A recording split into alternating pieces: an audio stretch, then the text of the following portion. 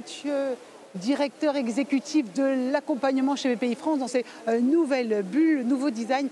Mathieu, c'est à vous. Bonjour Mathieu, je vous vois en plein briefing. Absolument, bonjour à tout le monde. Alors votre mission c'est structurer, c'est ça? C'est ce que vous êtes en train de faire? Nous on structure, on conseille surtout. On conseille les entrepreneurs et les entrepreneuses. Alors dans quel état d'esprit on est à ce big numéro 11, dans cette nouvelle bulle? Dans quel état d'esprit est-ce que vous êtes? Eh bien écoutez, c'est formidable. Nous on a une énergie de malade pour cette 11e édition là. Et on va tout donner pour les entrepreneurs et eux vont tout nous donner aussi en retour. Alors, le thème cette année c'est la vérité. De dire la vérité aux entrepreneurs, c'est pas toujours très simple.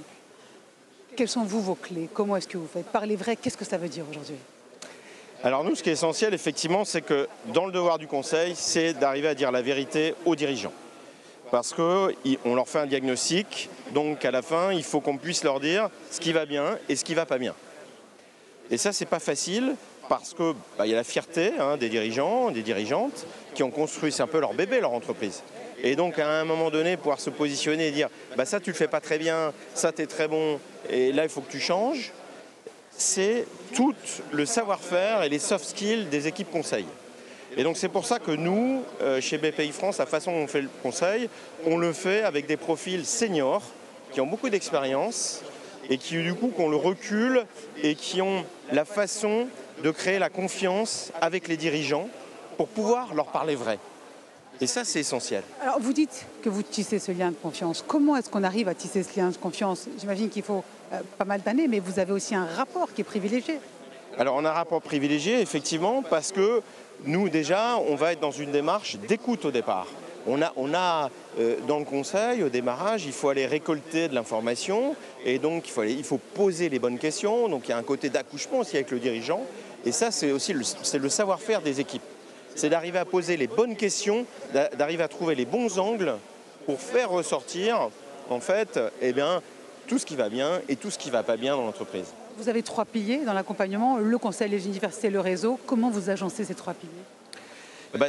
Ces trois piliers, effectivement, sont essentiels. On les agence, on a des équipes spécialisées sur chacun des 3 axes. Et on va agréger tout ça dans nos programmes phares que sont les accélérateurs. Donc les accélérateurs, justement, c'est l'addition de conseils, de formation et de mise en relation, puisqu'on met des entrepreneurs en promotion, donc en collectif. Ils vont travailler en collectif sur une thématique, sur leur secteur et sur leur entreprise. Et donc c'est comme ça qu'on articule la proposition de valeur qui est unique sur le marché. Votre objectif pour les accélérer l'année prochaine, il est de combien et comment est-ce que vous comptez l'atteindre? Alors l'année prochaine, c'est 800 accélérés sur la France. Ambitieux.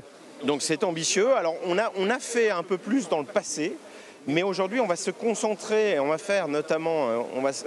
se concentrer sur les PME et les ETI, parce qu'elles ont une capacité d'entraîner l'écosystème derrière elles, parce qu'elles ont énormément de fournisseurs.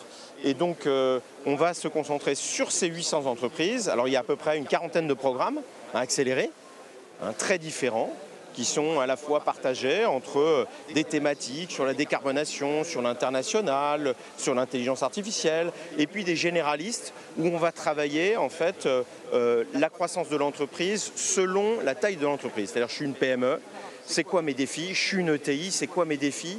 Et à quoi je dois me préparer pour continuer à accélérer, à grandir? Et parler vrai, c'est aussi mettre tout ça sur la table. Absolument. Merci beaucoup.